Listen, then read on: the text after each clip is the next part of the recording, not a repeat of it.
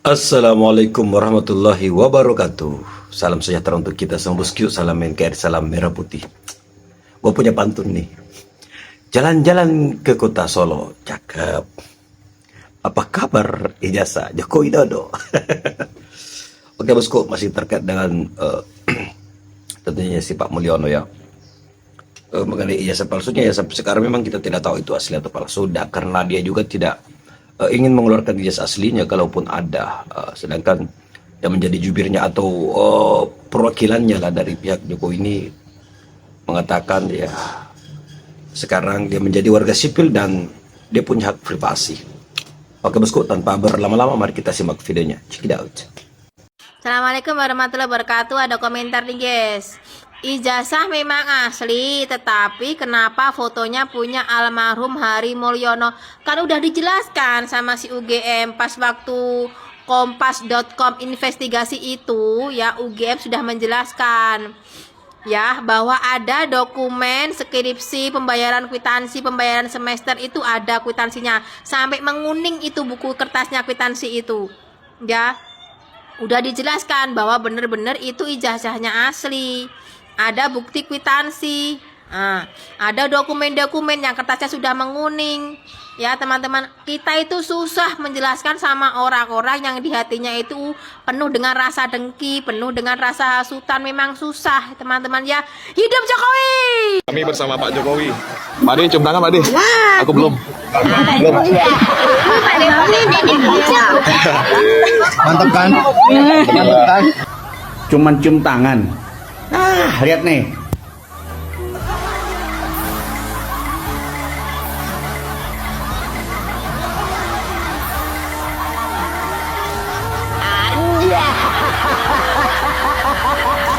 Hari ini kita akan ulas ya kasus lanjutan tentang ijazah palsu Jokowi.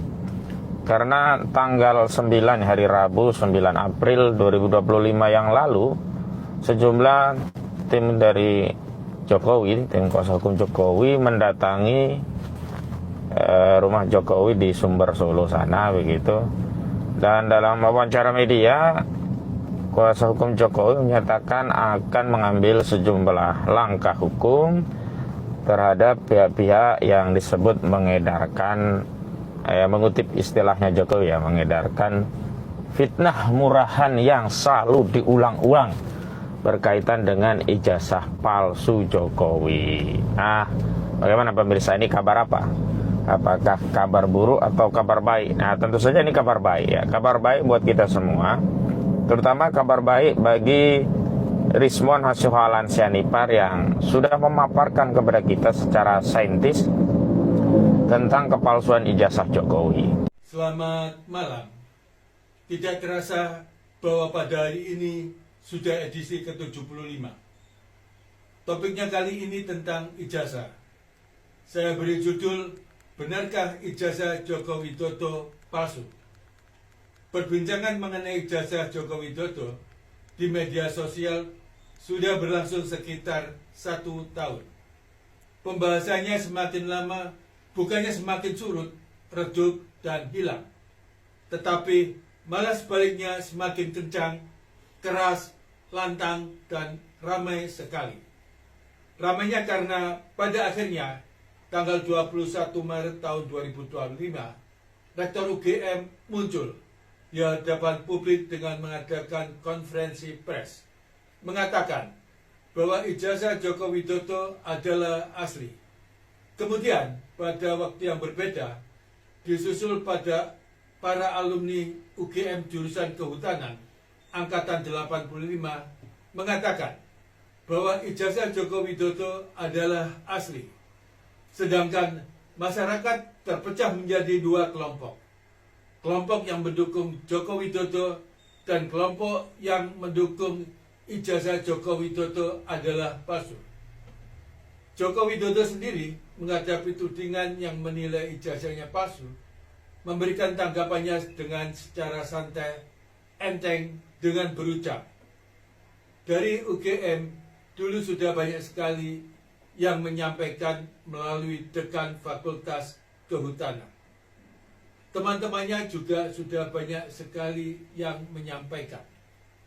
yang mendalilkan, yang membuktikan. Jangan saya yang suruh membuktikan. Fitnah murahan yang diucapkan berulang-ulang. Teman-teman, dari perang narasi di media sosial, tiba-tiba kita bersama dikejutkan dengan munculnya saudara Rismond Hasiholan Sianipar, yang dalam istilah ekonomi disebut Black Swan. Kehadirannya bagi kita merupakan blessing in disguise, karena memiliki expertise di bidang teknologi forensik.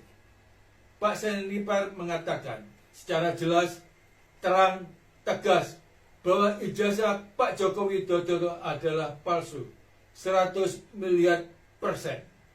Dengan lantang berani menantang UGM dan Pak Joko Widodo agar melaporkan dirinya dan siap masuk penjara apabila tuduhannya tidak benar.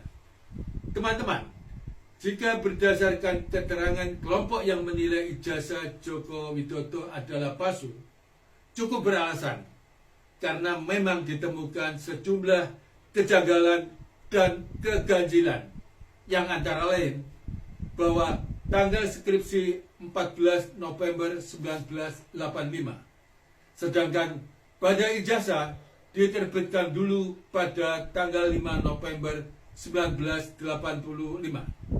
Nama dekan mana yang benar? Profesor Dr. Insinyur Ahmad Sumitro apa Profesor Dr. Ahmad Suemitro? Jurusan teknologi kayu, padahal jurusan pada saat itu tidak ada. Bahwa pada foto ijazah yang memakai kacamata dan wajah Joko Widodo, font yang pada waktu itu tidak ada, dan logo UGM serta foto menutupi stempel. Ciri-ciri pada fisik, telinga, bibir, gigi, gelar yang semula Dr. Andes berubah menjadi insinyur. Teman-teman, menurut pendapat saya, mengingat permasalahan ini begitu sederhana, karena UGM memiliki berkas atas nama Joko Widodo dan memiliki begitu banyak para saksi. Selain hal tersebut, agar UGM tetap disebut sebagai Universitas Gadjah Mada, bukan Universitas Gadjah Mabuk, juga bukan Universitas Gunde Mulyono. Begitu juga Pak Jokowi, jika memang benar alumni UGM dan memiliki kemauan yang baik untuk mengakhiri kegaduhan yang berupa saling menghujat, maka Pak Jokowi cukup membawa berkas berupa dokumen pada waktu kuliah dan membawa ijazah asli. Selanjutnya, baik Universitas Gadjah Mada maupun Pak Jokowi harus menempuh jalur hukum di pengadilan, baik secara bersama-sama maupun sendiri-sendiri. Membuat laporan di kepolisian. Biarlah pengadilan yang memutus masalah ijazah asli atau tidak. Jadi, bukan dengan cara berdiam diri dan mengakui bahwa masing-masing paling benar. Ingat, that public have a right to know. Demikian teman-teman, terima kasih. Sudah kita menangkan dan gugatan dari lawan juga sudah kalah. Jadi sebenarnya kita juga bingung nih, kenapa masih ada juga pihak-pihak yang menanyakan juga mengenai keaslian ijazah Pak Jokowi.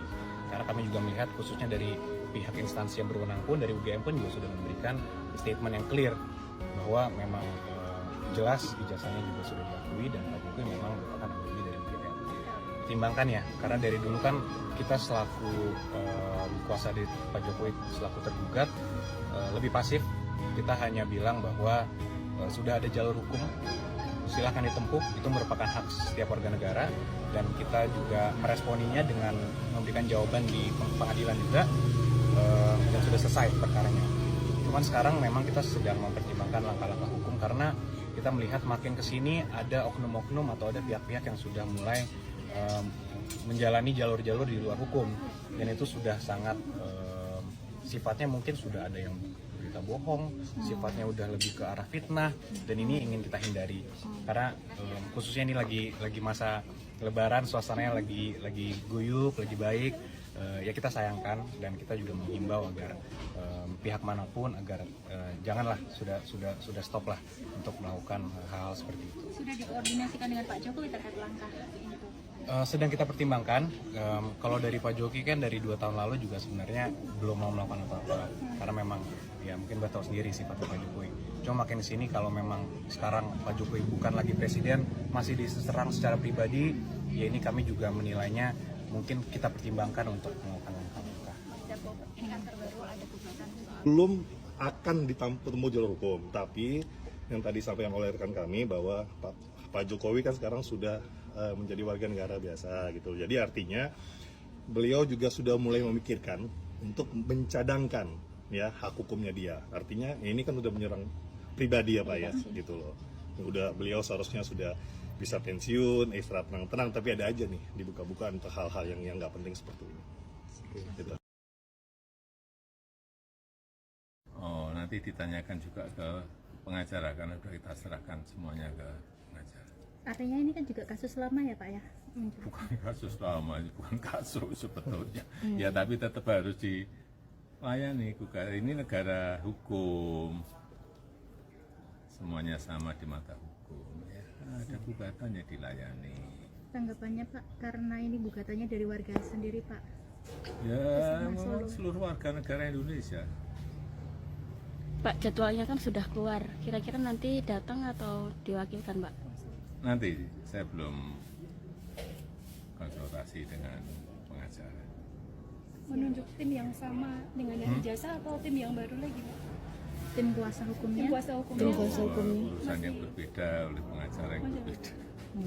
Kalau melihat tudingannya, Pak, terkait pabrik SMK yang tidak beroperasi. Ya, itu pabriknya siapa?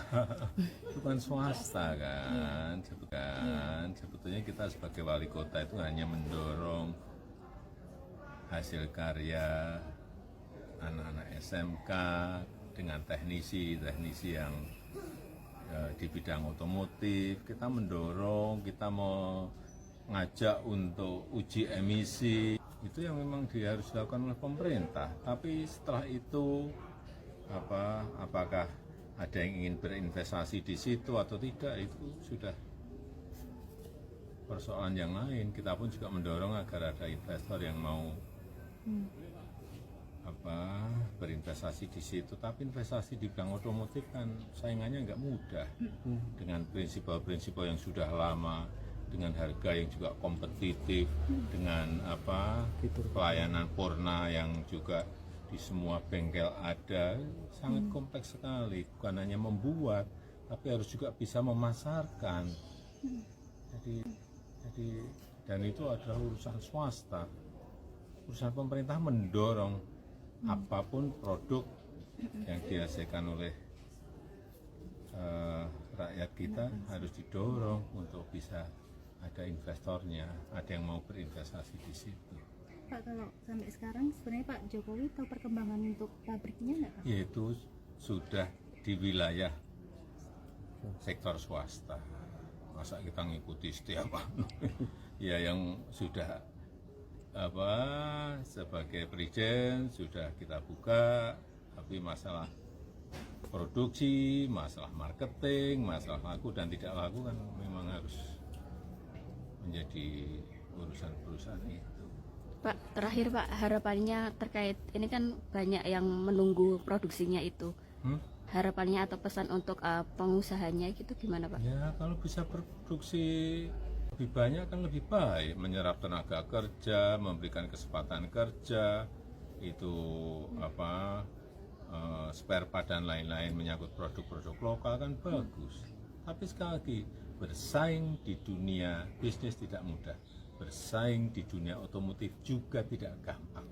Banyak yang sudah membuktikan, merek-merek dari Eropa aja di kita banyak yang tutup.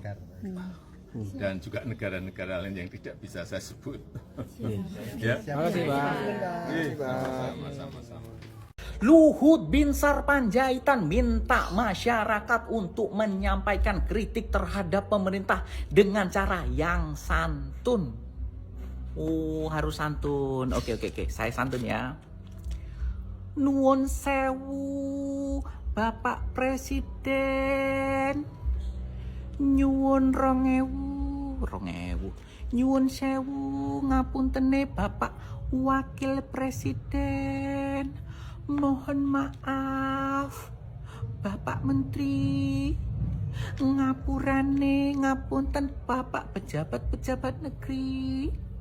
Saya mau usul kalau korupsi itu diberantas habis, boleh kan? Terus saya usul kalau koruptor itu dihukum metong. Boleh nggih Bapak Presiden pemerintah? Terus orang-orang miskin disejahterakan nggih Bapak Menteri. Untuk Bapak Presiden ngapunten, tolong Pak janji-janjinya ditepati nggih. Jangan ada lagi yang diingkari. Gimana? Sudah santun belum Pak Luhut Binsar Panjaitan? Santun. Gimana mulut netizen? Santun kan? Saya sih santun. Ya, saya sudah mau santun, tapi sahabat-sahabat mulut netizen ini tetap nggak mau santun. Yuk kita baca. Kritik keras saja tutup telinga, apalagi santun. Ya juga. Kami meminta pemerintah biar mikir, bukan baper kalau dikritik. Tuh, dengerin. Nggak perlu. Mereka aja nggak ada santunnya sama rakyat. Oh, di ulti.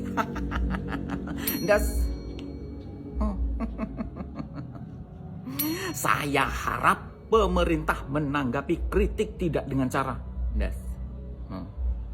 harus santun ya. Tuh. Pemerintah ngilep uang rakyat emang perbuatan yang santun. Santun. Kan caranya bagus, baik, nggak ngerampok. Santun tuh. Lah, gimana? Giliran korupsi, santunkah pejabat kalian? Santun. Mereka itu nggak nodong, nggak ngebegil. Mereka korupsi. Harusnya sih analisa, Pak. Kenapa bisa kritik rakyat tidak santun seperti itu? Kami bukan lagi marah, tapi muak. Lah, itu. Rakyat sudah muak dengan keadaan ini. Rakyat sudah muak. Kalau kalian gimana sahabat mulut netizen? Muak gak? Muak gak? Kita ngeritik itu karena apa? Karena muak. Muak. Pak Prabowo juga mengatakan tidak setuju kalau koruptor itu dimiskinkan. Kasihan nanti anak istrinya mau makan apa. Apakah adil anaknya menderita juga? Lagian kalau mau kaya ya usaha sendirilah, jangan hasil korupsi dari bapaknya. Diskusi Pak Prabowo bersama 7 jurnalis top Indonesia. Ada yang menarik nih kawan dalam pembahasan untuk hukuman para koruptor. Pak Prabowo mengatakan tidak setuju dengan hukuman mati karena tidak akan menimbulkan efek jera dan takutnya akan disalahgunakan di kemudian hari. Dan Pak Prabowo juga mengatakan tidak setuju kalau koruptor itu dimiskinkan. Kasihan nanti anak istrinya mau makan apa. Jadi maunya gimana Pak? Cuman ngembaliin apa yang dia korupsi. Terus dihukum 5-10 tahun penjara. Paling nyalanin 3 tahun juga udah bebas. Di penjara mereka juga hidup mewah pasti. Bapak kasihan sama anak koruptor yang dimiskinkan, tapi Bapak gak kasihan sama anak Indonesia yang disengsarakan oleh ulah koruptor. Banyak dari mereka yang gak bisa sekolah. Banyak dari mereka yang kelaparan. Bapak tahu gak ada rakyat Indonesia yang maling ayam digebukin sampai meregang nyawa. Karena apa Pak? Karena gak punya uang untuk makan. Cari kerja sulit di Indonesia. Sekalinya dapat kerja, gaji nggak seberapa. Kenapa sulit? Kenapa gajinya sedikit? Ya karena dikorupsi sama bajingan-bajingan berdasi itu. Kita ambil contoh dari kasus korupsi 271 triliun. Nggak usah yang 1000 triliun. Udah berapa juta anak yang bisa bersekolah sampai perguruan tinggi? Udah berapa juta anak yang bisa makan bergizi? Percuma ditangkap-tangkapin kalau hukumannya kayak main-main. Kedepannya pasti makin banyak yang korupsi. Logikanya gini Pak, nanti orang berpikir korupsi aja sebanyak-banyaknya. Toh kalau ketahuan juga paling disuruh ngembaliin. Dan dihukuman penjara 5-10 tahun, tinggal dibayar aja. Selesai. Lagian kalau mau kaya ya usaha sendirilah, jangan hasil korupsi dari bapaknya. Ayolah Pak, come on. Jangan bikin kami pesimis terhadap penegakan hukum korupsi di Indonesia. Gimana menurut kalian kawan? Presiden diwawancara lebih dari 3 jam. Barang siapa yang berhasil menonton dengan kecepatan 1 tanpa di skip, tanpa mengelus dada. Niscaya dia akan berhasil dengan lancar melewati jembatan Siratal Mustaqim. Masuk surga jalur fast track. Dan buat kalian yang mau nyari momen terbaik dari video berdurasi 3 jam 26 menit ini, bisa langsung skip ke 3 jam menit 25. Karena sisa ke belakangnya omong-omong semua. Tapi ya, dibanding nonton videonya, lebih seru baca kolom komentarnya. Pak, jawaban Bapak tuh semuanya kayak orang ngedongeng. Video ini sangat solutif bagi saya yang memiliki gangguan pola tidur. Saya tadi malam susah tidur, nonton video ini cukup 15 menit sudah tertidur pula sampai subuh. Terima kasih Pak Prabowo. Alhamdulillah setelah saya menyelesaikan video ini, saya dapat meningkatkan zikir saya. Istighfar setiap kali Bapak Presiden tercinta menjawab pertanyaan. Ada lagi nih, nilai 11 dari 100 ternyata terlalu banyak. Oke gas, tambah 2 torang gas. Konsinyir, mereka kerja berapa hari tanpa berhenti loh itu. Tapi Iya. kuncinya rakyat Jadi, tidak mendapatkan akses Iya, untuk nah ikut, Pak. oke, itu Jadi peran mekanisme rakyat tidak ada. Itu oke, mekanisme itu bisa kita perbaiki. Tapi kan ada beredar naskah-naskah ngarang karangan kan begitu kan? Karena naskah resminya tidak diberikan, Iya, Pak. come on. Kan Anda kan punya wakil rakyat. Kan ada sekian ratus wakil rakyat. Tidak semua di pemerintahan. Benar nggak? 80% koalisi Bapak. Iya, 80%, oke.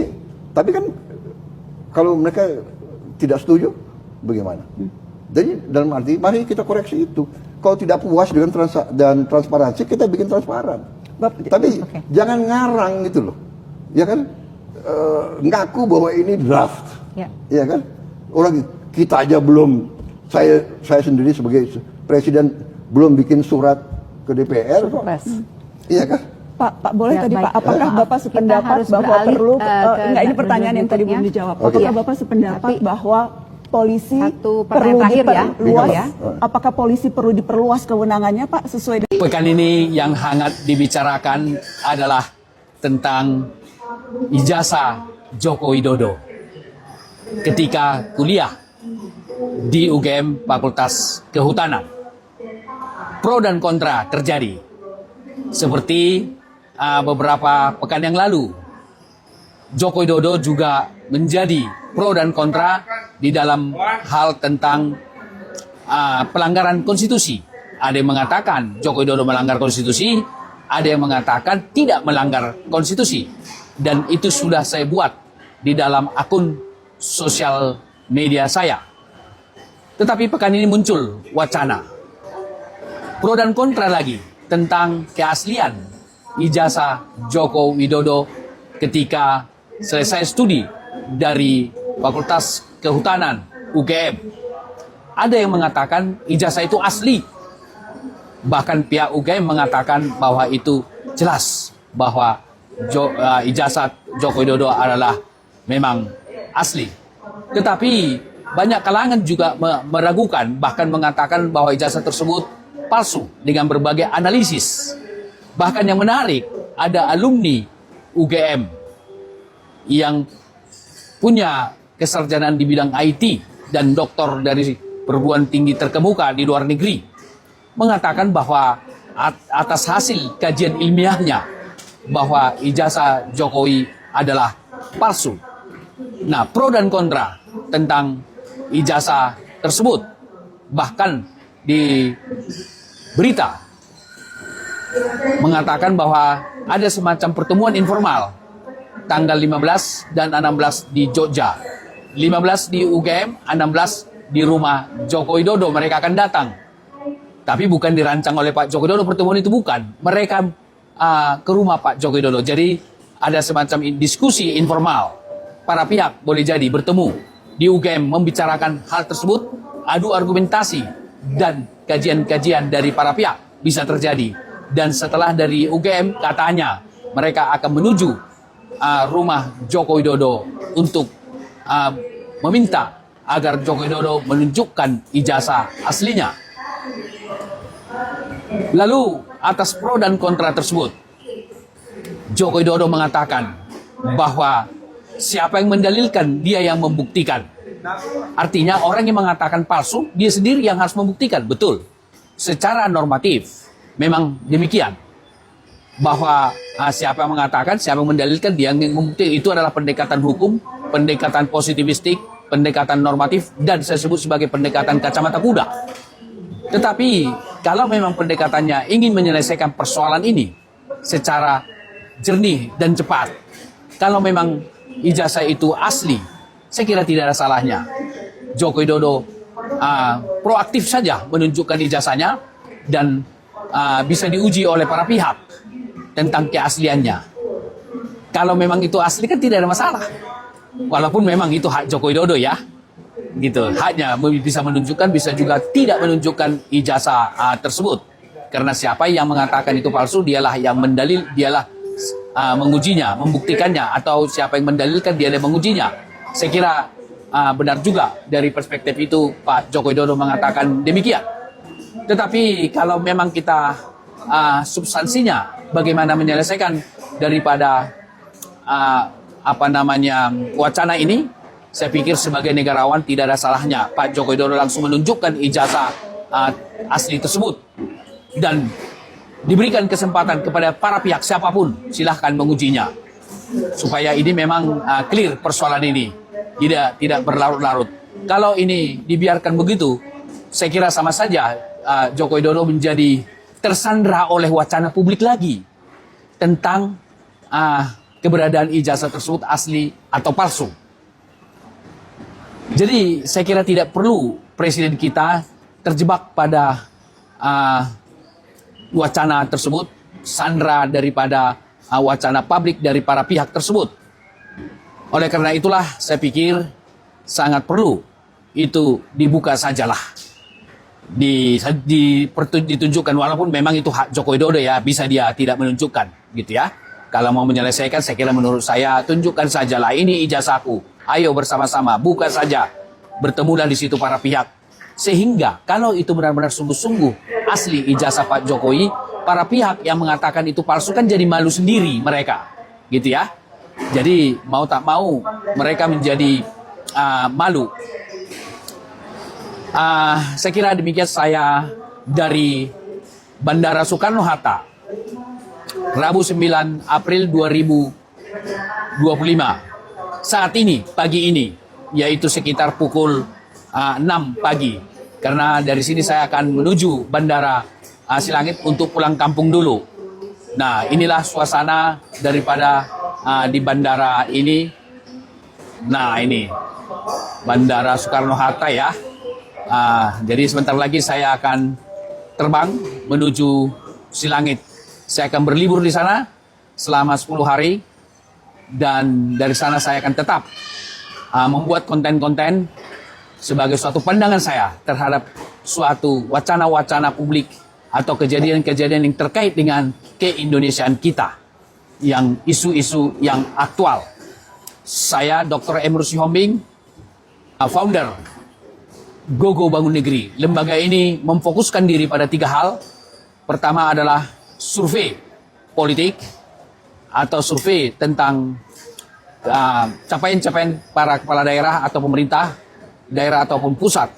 Dan yang kedua adalah konsultan komunikasi politik, khususnya tentang politik di Indonesia, dan konsultan komunikasi publik, karena ini menjadi penting.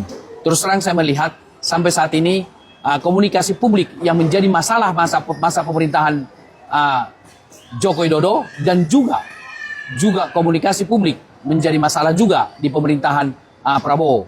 Dua presiden ini mengakui bahwa ini menjadi permasalahan. Oleh karena itu perlu kita lakukan suatu kajian atau pengelolaan atau manajemen daripada komunikasi publik masa pemerintahan Prabowo ini.